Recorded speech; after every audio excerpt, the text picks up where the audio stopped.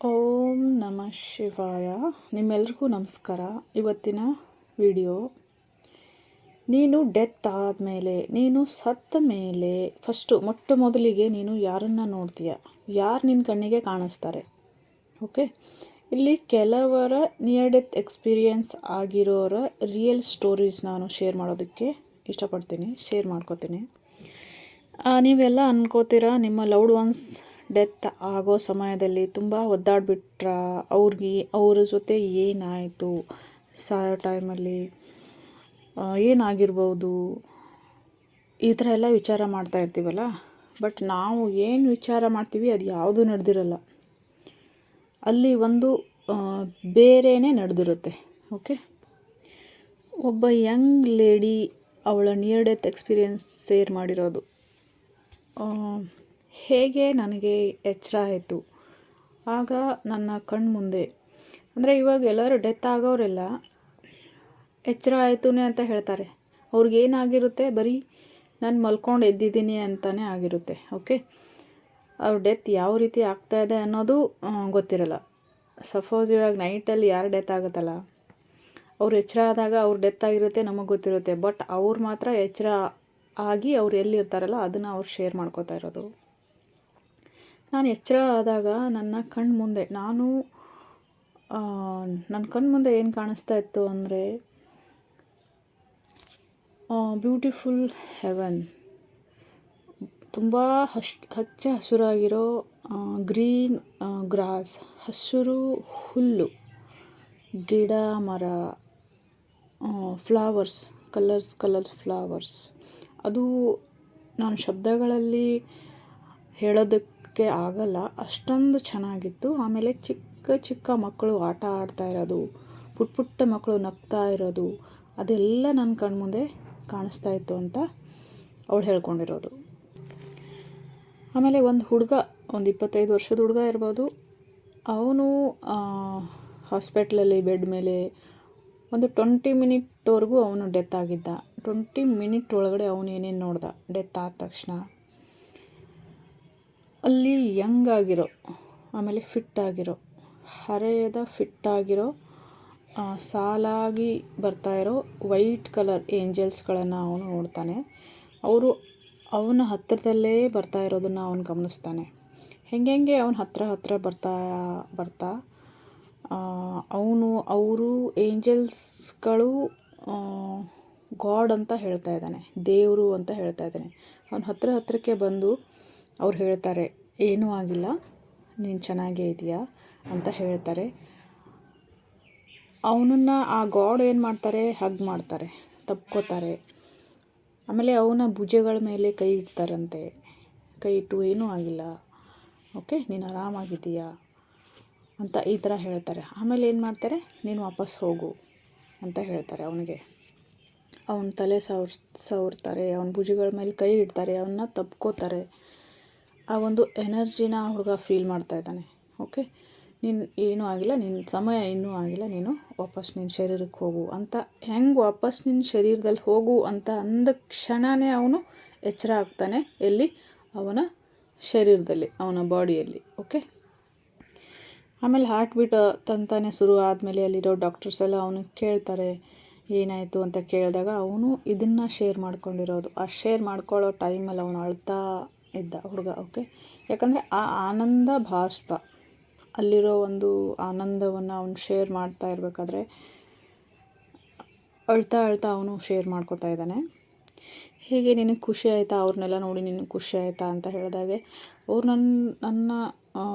ನನ್ನ ಆತ್ಮೀಯರು, ನನ್ನ ಗಾಡ್, ಅದು ನನ್ನ ದೇವರು, ನನ್ನ ತುಂಬ ಚೆನ್ನಾಗಿ ಅವ್ರ ನನ್ನ ಜೊತೆ ಟ್ರೀಟ್ ಮಾಡಿದ್ರು ಅಂತ ಅವನು ಹೇಳ್ಕೊತಾ ಇದ್ದಾನೆ. ಇನ್ನು ನೆಕ್ಸ್ಟು ಒಬ್ಬ ಡ್ಯಾನ್ಸರ್ ಹೆಣ್ಮಗಳು, ಡ್ಯಾನ್ಸರ್ ಇದ್ದರು. ಅವರು ಕಾರ್ ಆಕ್ಸಿಡೆಂಟಲ್ಲಿ ಕೆಲವು ಸಮಯ ಡೆತ್ ಆಗಿರ್ತಾರೆ. ಕೆಲವು ಸಮಯ ಅಂದ್ರೇನು, ಒಂದು 3-4 ನಿಮಿಷ ಇರ್ಬೋದು. ಆ 3-4 ನಿಮಿಷದಲ್ಲಿನೇ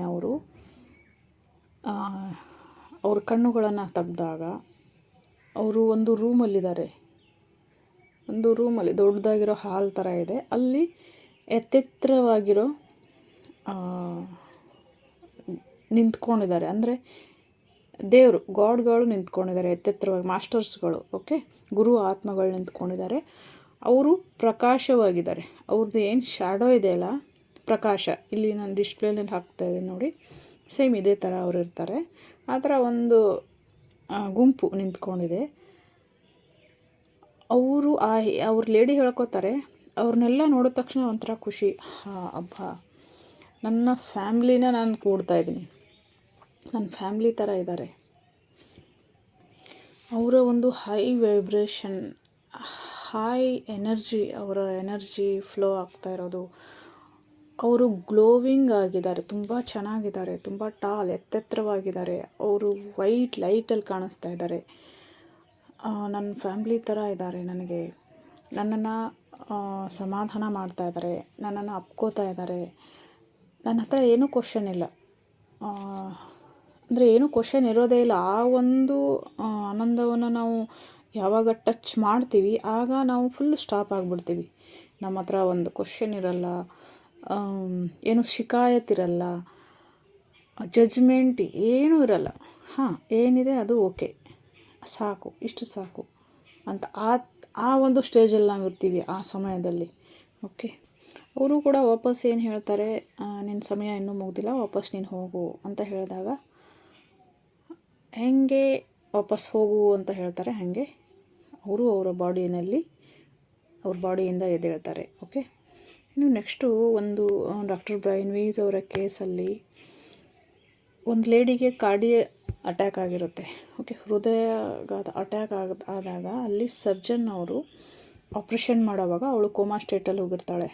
ಓಕೆ, ಕೋಮಾ ಸ್ಟೇಟಲ್ಲಿ ಹೋದ ತಕ್ಷಣವೇ ಅವಳಿಗೆ ಎಲ್ಲ ಕಾಣಿಸೋದಕ್ಕೆ ಶುರು ಆಗುತ್ತೆ. ಅವಳ ಆಪ್ರೇಷನ್ ನಡೀತಾ ಇದೆ, ಡಾಕ್ಟರ್ಸ್ ಎಲ್ಲ ನಿಂತ್ಕೊಂಡಿದ್ದಾರೆ, ಸರ್ಜನ್ಸ್ ಎಲ್ಲ. ಆ ಡಾಕ್ಟ್ರು ಆಪ್ರೇಷನ್ ಮಾಡೋ ಸಮಯದಲ್ಲಿ ಅವರ ಜೇಬಿಂದ ಪೆನ್ನು ಕೆಳಗಡೆ ಬಿದ್ದು ಅದು ಹಾಗೆ ಉರುಳ್ತಾ ಒಂದು ಕಡೆ ಹೋಗಿ ಬಿದ್ದೋಗುತ್ತೆ. ಅದು ಕೂಡ ಅವಳು ನೋಡ್ತಾಳೆ. ಇನ್ನು ಆಪ್ರೇಷನ್ ಎಲ್ಲ ಸಕ್ಸಸ್ ಆದಮೇಲೆ ವಾಪಸ್ ತಿರ್ಗಾ ಅವಳು ಎಚ್ಚರ ಆದಾಗ ಅವಳು ಅಲ್ಲಿರೋದನ್ನ ಮಾತ್ರ ನೋಡ್ತಾಳೆ. ಅವಳು ಹೇಳ್ತಾಳೆ ಮತ್ತೆ ತಿರ್ಗಾ ವಾಪಸ್ ಅವಳು ಜೀವಂತ ಆದಾಗ ಅವಳ ಜೊತೆ ಚರ್ಚೆ ಮಾಡ್ತಾರಲ್ವ, ಏನು ಹೆಂಗೆ ಅಂತ. ಅವಳು ಹೇಳ್ತಾಳೆ, ಡಾಕ್ಟರ್ ನಿಮ್ಮ ಜೇಬಿಂದ ಪೆನ್ ಬಿದ್ದು ಹೋಗಿದೆ, ಅಲ್ಲಿ ಬಿದ್ದಿದೆ ನೋಡಿ, ಹೋಗಿ ನೋಡಿ ಅಂದಾಗ ಅಲ್ಲಿ ಆ ಪೆನ್ ಬಿದ್ದಿರುತ್ತೆ. ಇಲ್ಲಿ ಏನು ಆಶ್ಚರ್ಯ ಅಂದರೆ ಅವಳು ಹುಟ್ಟಿದಾಗಿನಿಂದ ಅವಳು ಕುರುಡಿ ಇರ್ತಾಳೆ, ಏನೂ ನೋಡಿರೋದಿಲ್ಲ. ಓಕೆ, ಅವಳ ಆಪ್ರೇಷನ್ ಟೈಮಲ್ಲಿ ಅದನ್ನು ಹೇಳ್ತಾಳೆ, ನೋಡಿ ಹೆಂಗೆ ಔಟ್ ಆಗುತ್ತೆ ದೇಹದಿಂದ, ನಮ್ಮ ಆತ್ಮ ಔಟ್ ಆಗುತ್ತೆ, ಹೊರಗಡೆ ಬರುತ್ತೆ, ಆಗ ನಮಗೆ ಎಲ್ಲ ಕಾಣಿಸೋದಕ್ಕೆ ಶುರು ಆಗುತ್ತೆ. ಓಕೆ, ಅವಳು ಕುರುಡಿ ಅಂದ ಕ್ಷಣ ಇದ್ದಾಳೆ ಅಂದ ಕ್ಷಣ ಸತ್ತ ಮೇಲೂ ಅವ್ರು ಕುರುಡಿನೇ ಇರ್ತಾಳೆ ಅಂತ ಅಲ್ಲ, ಸತ್ತ ಮೇಲೆ ಎಲ್ಲವನ್ನು ನೋಡೋದಕ್ಕೆ ಶುರು ಮಾಡ್ತಾರೆ. ಓಕೆ, ಆಗ ಆಶ್ಚರ್ಯ ಅಲ್ವಾ, ಆತ್ಮ ನೋಡುತ್ತೆ, ಆತ್ಮಕ್ಕೆಲ್ಲನೂ ಕಾಣಿಸುತ್ತೆ. ಆ ಥರ ಅವಳದೊಂದು ಕೇಸ್ ಆಯಿತಾ.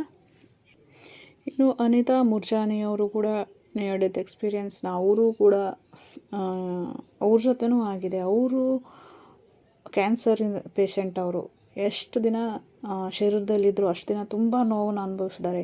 ಯಾವಾಗ ಕೋಮಾ ಸ್ಟೇಟಲ್ಲಿ ಹೋದಾಗ ಹಾಸ್ಪಿಟ್ಲಲ್ಲಿ ಇನ್ನು ಇವಳು ಉಳಿಯಲ್ಲ ಅಂತ ಹೇಳ್ತಾರೆ. ಓಕೆ, ಆಗ ಅವಳ ಆತ್ಮ ಔಟ್ ಆಗಿಬಿಟ್ಟು ಎಲ್ಲ ಕೇಳಿಸ್ಕೊತಾ ಇದೆ, ಎಲ್ಲ ನೋಡ್ತಾ ಇದೆ, ಹಾಸ್ಪಿಟ್ಲಲ್ಲಿ ಏನು ನಡೀತಾ ಇದೆ. ಅವಳ ಗಂಡ ಅಳ್ತಾ ಇದ್ದಾರೆ. ಓಕೆ, ಅವಳ ಅಮ್ಮ ಅವ್ರು ಕೂಡ ಅಳ್ತಾ ಇದ್ದಾರೆ, ಅದೆಲ್ಲ ನೋಡ್ತಾ ಇದ್ದಾರೆ. ಬಟ್ ಅವ್ರು ಮಾತ್ರ ಚೆನ್ನಾಗಿ ಫೀಲ್ ಮಾಡ್ತಾ ಇದ್ದಾರೆ. ಜೈಲಿಂದ ಹೊರಗಡೆ ಬಂದೆ, ನಾನು ಸ್ವತಂತ್ರವಾಗಿ ಹಾರಾಡ್ತಾ ಇದ್ದೀನಿ, ನನಗೆ ಇಷ್ಟು ಖುಷಿ ಆಗ್ತಾಯಿದೆ, ಆದರೆ ಇವರೆಲ್ಲ ಅಳ್ತಾ ಇದ್ದಾರೆ. ಓಕೆ, ಆಮೇಲೆ ಅವರು ತೀರಿ ಹೋಗಿರೋ ಪೂರ್ವಜರು ಕೂಡ ಅವಳ ಹತ್ರ ಬಂದು ಅಪ್ಕೋತಾ ಇದ್ದಾರೆ. ಡೀಟೇಲಾಗಿ ನೀವು ತಿಳ್ಕೊಬೇಕಂದ್ರೆ ಅನಿತಾ ಮೂರ್ಜಾನಿ ಅವ್ರ ಬುಕ್ಕು ಕೂಡ ಬರೆದಿದ್ದಾರೆ, ಅವರು ನಿಯರ್ ಡೆತ್ ಎಕ್ಸ್ಪೀರಿಯನ್ಸ್ದ, ಅದನ್ನು ನೀವು ಓದ್ಬೋದು. ಇನ್ನು ಒಬ್ಬ ವ್ಯಕ್ತಿ ಡೆತ್ ಆದ ಕ್ಷಣವೇ ಒಂದು ವೈಟ್ ಟನಲಲ್ಲಿ ಗುಹೆಯಲ್ಲಿ ಗುಹೆ ಕಾಣಿಸುತ್ತೆ ಅವ್ರ ಕಣ್ಣಿಗೆ. ಆ ಗುಹೆ ಆದ ಕ್ಷಣವೇ ಅವರು ಒಂದು ಸುಂದರವಾದ ಲೋಕ ಕಾಣಿಸುತ್ತೆ. ಆ ಲೋಕದಲ್ಲಿ ಹೋದ ಕ್ಷಣವೇ ಒಂಥರ ಗಾಡ್ ಅವ್ರ ಹತ್ರನೇ ಇದ್ದಾರೆ ಅನ್ನೋ ಥರ ಗಾಡ್ನ ಫೀಲ್ ಆಗುತ್ತೆ ಅಲ್ವಾ, ಫೀಲ್ ಮಾಡ್ತಾರೆ. ಆ ಗಾಡ್ ಹೇಳ್ತಾ ಇದ್ದಾರೆ, ಆ ಶಬ್ದ ಅವ್ರ ಕಿವಿಗೆ ಕೇಳಿಸ್ತಾ ಇದೆ, ನಿನ್ನ ಸಮಯ ಇನ್ನೂ ಮುಗ್ದಿಲ್ಲ, ನೀನು ವಾಪಸ್ ಹೋಗು ಅಂತ ಹೇಳ್ತಾ ಇದ್ದಾರೆ. ಬಟ್ ಅವನು ಅಲ್ಲಿಂದ ಬರೋದಕ್ಕೆ ಮನಸ್ಸಿಲ್ಲ. ಆ ಮನುಷ್ಯನಿಗೆ ವಾಪಸ್ ಬಾಡಿನಲ್ಲಿ ಬರಬೇಕು ಅಂದರೆ ಮನಸ್ಸಿಲ್ಲ. ಅವನು ಅಲ್ಲೇ ಇರಬೇಕು, ಆ ಒಂದು ಲೋಕದಲ್ಲಿನೇ ಇರಬೇಕು ಅನ್ನೋದು. ಆದರೆ ಅವ್ರು ಅಲ್ಲಿಂದ ತರಂಗ ಇನ್ನೊಂದು ಸತಿ ಬಂದಾಗ, ಇನ್ನೊಂದು ಶಬ್ದ ಬಂದಾಗ, ಗಾಡ್ ಶಬ್ದ ಅಂತ ಹೇಳೋದವರು, ದೇವರು ಇನ್ನೊಂದು ಸತಿ ನಾನು ಹೇಳಿದಾಗ ಮತ್ತೆ ನಾನು ನನ್ನ ಬಾಡಿನಲ್ಲೇ ಇದ್ದೆ. ಇನ್ನೂ ಒಬ್ಬ ಲೇಡಿ ಡೆತ್ ಎಕ್ಸ್ಪೀರಿಯನ್ಸ್ನ ಶೇರ್ ಮಾಡ್ಕೊಂಡಿರೋದು. ಮನೇಲೇ ಏನೋ ಕ್ಲೀನ್ ಮಾಡೋವಾಗ ಕೆಳಗಡೆ ಬಿದ್ದು ಹೋಗ್ಬಿಟ್ಟು ಅವರು ಬಾಡಿಯಿಂದ ಔಟ್ ಆಗಿರ್ತಾರೆ. ಎರಡೆರಡು ನೋಡ್ತಾ ಇದ್ದೆ, ನನ್ನನ್ನು ನಾನು ಎರಡು ರೂಪದಲ್ಲಿ ನೋಡ್ತಾ ಇದ್ದೀನಿ. ಒಂದು ಕೆಳಗಡೆ ನನ್ನ ಶರೀರ ಬಿದ್ದು ಹೋಗಿದೆ, ನಾನು ನಿಂತ್ಕೊಂಡಿದ್ದೀನಿ. ಆ ಮಿರರಲ್ಲಿ ಹೋಗಿ ನೋಡಬೇಕಾದ್ರೆ ಮಿರರಲ್ಲಿ ನಾನು ಕಾಣ್ತಾ ಇಲ್ಲ, ನಾನು ಕಾಣಿಸ್ತಾ ಇದ್ದೀನಿ, ಬಟ್ ಮಿರರಲ್ಲಿ ನಾನು ಕಾಣಿಸ್ತಾ ಇಲ್ಲ. ಏನಾಯಿತು ಅಂತ ನನಗೆ ಶಾಕು. ಓಕೆ, ಆದರೆ ನನಗೆ ಮಾತ್ರ ತುಂಬ ಖುಷಿ ಆಗ್ತಾಯಿತ್ತು. ಇಂಥ ಒಂದು ಆನಂದನ ನನಗೆಲ್ಲೂ ಅನುಭವಿಸಿಲ್ಲ. ನಾನು ಹಾರಾಡ್ತಾ ಇದ್ದೀನಿ, ಆ ಕಡೆ ಹೋದರೆ ಆ ಕಡೆ ಹೋಗ್ತಾ ಇದ್ದೀನಿ, ಈ ಕಡೆ ಹೋದರೆ ಈ ಕಡೆ, ಒಂಥರ ಜಾದೂ. ನನ್ನ ಹತ್ರ ಒಂದು ಜಾದೂ ಸಿಕ್ಬಿಟ್ಟಿದೆ. ನನ್ನ ಕೈಯಲ್ಲಿ ಒಂದು ಚಾವಿ ಸಿಕ್ಬಿಟ್ಟಿದೆ, ನಾನು ಏನು ಬೇಕಾದ ಮಾಡ್ಬೋದು, ಸ್ವತಂತ್ರವಾಗಿದ್ದೀನಿ ಅಂತ ಹೇಳ್ಕೊತಾ ಇದ್ದಾರೆ. ಅವರು ಎಂಜಾಯ್ಮೆಂಟ್ ಮಾಡ್ತಾ ಇದ್ದಾರೆ. ಆ ಎಂಜಾಯ್ ಮಾಡೋ ಟೈಮಲ್ಲೇ ಒಂದು ತರಂಗಗಳ ಮೂಲಕ ಚುಂಬಕೀಯ ಥರ ಬಂದು ಅವ್ರ ತಲೆ ಮೇಲೆ ಬಂದು ಅವ್ರ ತಲೆಗೆ ಸ್ಪರ್ಶ ಮಾಡ್ತಾ ಇದೆ. ಒಂದು ಚುಂಬಕೀಯ ಅಂದರೆ ಹೇಗೆ ನಾವು ಚೆಕ್ ಮಾಡೋವಾಗ ಒಂದು ಚುಂಬಕ ಆಗುತ್ತಲ್ಲ, ನಮ್ಮ ಎರಡೂ ಕೈಗಳ ಮಧ್ಯೆ ಒಂದು ಚುಂಬಕೀಯ ಥರ ಬರುತ್ತೆ. ನಾರ್ತ್ ಪೋಲ್ ಆ ಕಡೆಯಿಂದ ಈ ಕಡೆಯಿಂದ ಎಳೆತ ಅಂತ ಅರ್ಥ. ಆ ಥರ ಬಂದು ಅವ್ರ ತಲೆ ಮೇಲೆ ಬಂದು ಏನೋ ಒಂಥರ ಫೀಲ್ ಆಗ್ತಾಯಿದೆ. ಆಮೇಲೆ ತರಂಗಗಳ ಮೂಲಕ ಶಬ್ದ ಕೂಡ ಬರ್ತಾಯಿದೆ, ನಿನ್ನ ಸಮಯ ಮುಗಿದಿಲ್ಲ, ನೀನು ವಾಪಸ್ ಹೋಗು, ನಿನ್ನ ಬಾಡಿನಲ್ಲಿ ವಾಪಸ್ ಹೋಗು ಅಂದಾಗ ಆ ಲೇಡಿ ಹೋಗೋದಕ್ಕೆ ಇಷ್ಟ ಇಲ್ಲ ಅವ್ರಿಗೆ. ಇಲ್ಲ, ನಾನು ಹೋಗಲ್ಲ ಅಂತ ಜಿದ್ದು ಮಾಡ್ತಾಯಿದ್ದಾರೆ. ಅವರು ಹಠ ಮಾಡ್ತಾಯಿದ್ದಾರೆ. ಯಾಕಂದರೆ ಅವರು ನಾನು ಮೊದಲಿಗೆ ಈ ಥರ ಒಂದು ಇಷ್ಟೊಂದು ಚೆನ್ನಾಗಿರುತ್ತೆ, ಇಷ್ಟೊಂದು ಖುಷಿ ಕೊಡುತ್ತೆ, ಇಷ್ಟೊಂದು ಸಂತೋಷವಾಗಿರೋದನ್ನು ನಾನು ಇದು ಮೊದಲು ನೋಡ್ತಾ ಇರೋದು. ಮತ್ತೆ ನಾನು ಆ ಶರೀರದಲ್ಲಿ ಹೋಗಲ್ಲ, ನಾನು ಹೋಗೋದೇ ಇಲ್ಲ ಅಂತ ಹಠ ಮಾಡ್ತಾಯಿದ್ರು ಅವರು. ಅವ್ರು ನೋಡಿ ಎಷ್ಟು ಚೆನ್ನಾಗಿ ಟ್ವೀಟ್ ಹೇಳ್ತಾರೆ, ಇಲ್ಲ ನಿನ್ನ ಟೈಮ್ ಇನ್ನೂ ಮುಗ್ದಿಲ್ಲ, ಮತ್ತೆ ನೀನು ಬರುವಂತೆ, ನೀನು ಹೋಗು. ಯಾವ ಥರ ಸಮಾಧಾನ ಮಾಡ್ತಾರೆ ಗೊತ್ತಾ? ಡೆತ್ ಆದಮೇಲೆ ಒಂದು ತಾಯಿ ಮಗುನ ಸಮಾಧಾನ ಮಾಡೋ ಥರ ವಾಪಸ್ ಕಳಿಸೋದಕ್ಕೆ, ಆ ಥರ ಸಮಾಧಾನ ಮಾಡಿ ವಾಪಸ್ ಅವ್ರ ಬಾಡಿನಲ್ಲಿ ಅವ್ರನ್ನ ಸೆಂಡ್ ಮಾಡ್ತಾರೆ. ಕೆಲವು ಆತ್ಮಗಳಂತೂ ವಾಪಸ್ ಶರೀರದಲ್ಲಿ ಬರೋದಕ್ಕೆ ಇಷ್ಟಪಡಲ್ಲ. ಯಾಕಂದರೆ ಅವರು ಆ ದೇಹ ಅನ್ನೋ ಜೈಲಿಂದ ಬಿಡುಗಡೆ ಆಗಿರ್ತಾರೆ.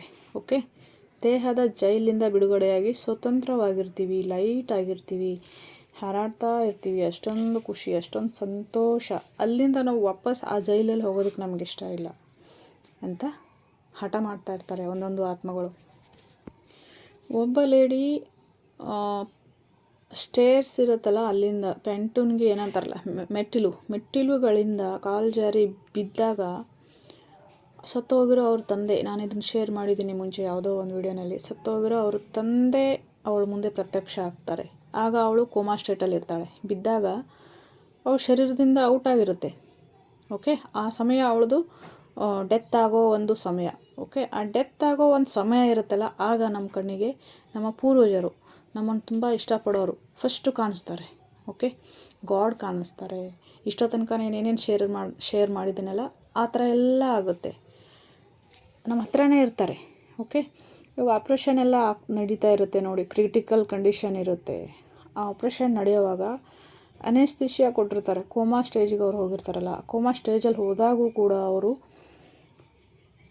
ಈ ಎಲ್ಲವನ್ನು ಅನುಭವಿಸ್ತಾರೆ. ಓಕೆ, ಈ ಥರ ಎಲ್ಲ ಒಳ್ಳೊಳ್ಳೆದನ್ನು ಏನಿದೆ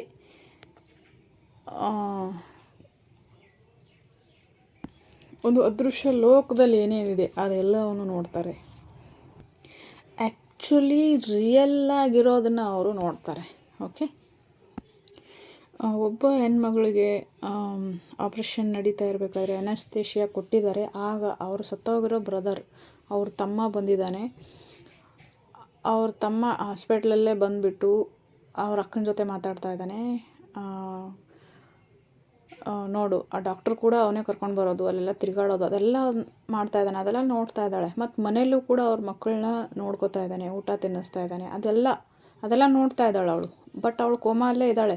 ಬಟ್ ಅವಳ ತಮ್ಮ ಇದೆಲ್ಲ ಕೆಲಸನ ಮಾಡ್ತಾ ಇದ್ದಾನೆ, ಸತ್ತೋಗಿರೋನು. ಓಕೆ, ಅವನು ಬಂದು ಅವಳ ಕಣ್ಣು ಮುಂದೆ ಕಾಣಿಸ್ಕೊತಾನೆ. ಯಾಕಂದರೆ ಕೋಮಾ ಸ್ಟೇಜಲ್ಲಿ ಇದ್ದಾಗ ನಮಗೆ ಸೂಕ್ಷ್ಮ ಜಗತ್ತು ಕಾಣಿಸುತ್ತೆ, ನಮ್ಮನ್ನು ಬಿಟ್ಟು ಹೋಗಿರೋ ಲವ್ಡ್ ಒನ್ಸ್ ಎಲ್ಲ ಕಾಣಿಸ್ತಾರೆ. ಇದಿಷ್ಟೇ ಅಲ್ಲ, ಇನ್ನೂ ಹಲವಾರು ಜನಗಳ ನಿಯರ್ ಡೆತ್ ಎಕ್ಸ್ಪೀರಿಯೆನ್ಸ್. ಒಂದು 4 ಮಿನಿಟ್ 4 ನಿಮಿಷ ಸತ್ತೋಗಿರ್ತಾರೆ, 5 ನಿಮಿಷ ಸತ್ತೋಗಿರ್ತಾರೆ, 15 ನಿಮಿಷ ಸತ್ತೋಗಿರ್ತಾರೆ. ಓಕೆ, ಮತ್ತೆ ವಾಪಸ್ ತಿರ್ಗಾ ಜೀವಂತ ಆಗ್ತಾರೆ. ಅಷ್ಟು ನಿಮಿಷ ಅವರು ಏನನ್ನು ನೋಡ್ತಾರೆ, ಏನನ್ನು ಅನುಭವಿಸ್ತಾರೆ, ಅದನ್ನು ಅವ್ರು ಶೇರ್ ಮಾಡ್ಕೊಂಡಿದ್ದಾರೆ.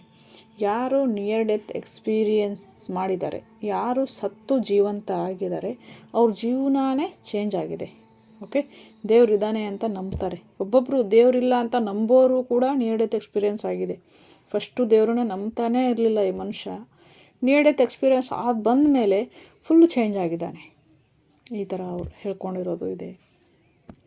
ಟೋಟಲ್ಲಾಗಿ ಹೇಳಬೇಕಂದ್ರೆ ನೀವು ಯಾರೂ ಚಿಂತೆ ಮಾಡಬೇಕಾಗಿಲ್ಲ. ನಿಮ್ಮ ಲವ್ಡ್ ಒನ್ಸ್ ಹೋಗಿದ್ದಾರಲ್ಲ ನಿಮ್ಮನ್ನು ಬಿಟ್ಟು, ಅವ್ರು ಸಾಯೋ ಟೈಮಲ್ಲೂ ಅವ್ರಿಗೆ ಯಾವುದೇ ಥರ ನೋವಾಗಿರೋದಿಲ್ಲ. ಓಕೆ, ಎಷ್ಟು ಅವರು ದೇಹದಲ್ಲಿದ್ದಾಗ ಏನು ನೋವನ್ನು ಅನುಭವಿಸ್ತಾ ಇರ್ತಾರೆ, ಶರೀರದಿಂದ ಜಸ್ಟ್ ಸಾಯೋ ಟೈಮಲ್ಲಿ ಯಾವುದೇ ನೋವು ಅವ್ರಿಗಿರಲ್ಲ. ಶರೀರದಿಂದ ಔಟ್ ಆದಮೇಲೆ ಅಂತೂ ನೋವು ಇರೋದೇ ಇಲ್ಲ. ಶರೀರದಿಂದ ಔಟ್ ಆದಮೇಲೆ ಏನಿದೆ ಆ ಕಡೆ ಆನಂದ ಇದೆ, ಪರಮಾನಂದ ಇದೆ. ಓಕೆ, ಚಿಂತೆ ಮಾಡಬೇಕಾಗಿಲ್ಲ. ನಾಳೆ ನೀವು ಕೂಡ ಒಂದಿನ ಡೆತ್ ಆದಮೇಲೆ ಕನ್ಫ್ಯೂಸ್ ಆಗಬೇಡಿ, ನಿಮ್ಮ ಜೊತೆನೂ ಈ ಥರ ಆಗುತ್ತೆ. ಓಕೆ, ನೀವು ಪರಮಾನಂದವನ್ನು ನೋಡ್ತೀರಾ, ಆನಂದವನ್ನು ಅನುಭವಿಸ್ತೀರಾ. ಸತ್ತ ಮೇಲೆ ನನ್ನ ಜೊತೆ ಏನಾಗುತ್ತೆ ಅಂತ ಭಯ ಪಡಬೇಕಾಗೇ ಇಲ್ಲ. ಡೆತ್ ಆಗಿರೋರಿಗೆಲ್ಲ ಅಲ್ಲಿ ನಿಜವಾದ ಒಂದು ಫ್ಯಾಮ್ಲಿ ಸಿಗುತ್ತೆ, ನಿಜವಾದ ಒಂದು ಆನಂದ ಸಿಗುತ್ತೆ, ಪರಮಾನಂದ ಸಿಗುತ್ತೆ. ಅವ್ರಿಗೆ ಈ ಕಡೆ ನಿಮ್ಮ ಕಡೆ ಜಾಸ್ತಿ ಕನೆಕ್ಷನ್ ಇರಲ್ಲ. ಓಕೆ, ಇರುತ್ತೆ, ಜಾಸ್ತಿ ನಿಮ್ಮ ಕಡೆಯಿಂದನೂ ಪ್ರೇಮ ಇರುತ್ತಲ್ಲ, ಅವ್ರ ಕಡೆಯಿಂದನೂ ಪ್ರೇಮ ಇದ್ದಾಗ ಕನೆಕ್ಷನ್ ಇರುತ್ತೆ. ಬಟ್ ಅವ್ರು ಮಾತ್ರ ಪರಮಾನಂದದಲ್ಲಿ ಇರ್ತಾರೆ. ಓಕೆ, ಇಷ್ಟು ಮಾತ್ರ ಹೇಳಬಲ್ಲೆ. ಸರಿ, ಆ ಶಿವನ ಆಶೀರ್ವಾದ ನಿಮ್ಮೆಲ್ಲರ ಮೇಲಿರಲಿ. ನಿಮ್ಮೆಲ್ಲರ ದುಃಖವನ್ನು ದೂರ ಮಾಡಿಕೊಳ್ಳೋ ಶಕ್ತಿ ಕೊಡಲಿ ಅಂತ ಪರಮೇಶ್ವರನ ಹತ್ರ ಪ್ರಾರ್ಥನೆ ಮಾಡ್ಕೋತೀನಿ. ನಮಸ್ಕಾರ ಫ್ರೆಂಡ್ಸ್, ಥ್ಯಾಂಕ್ ಯು.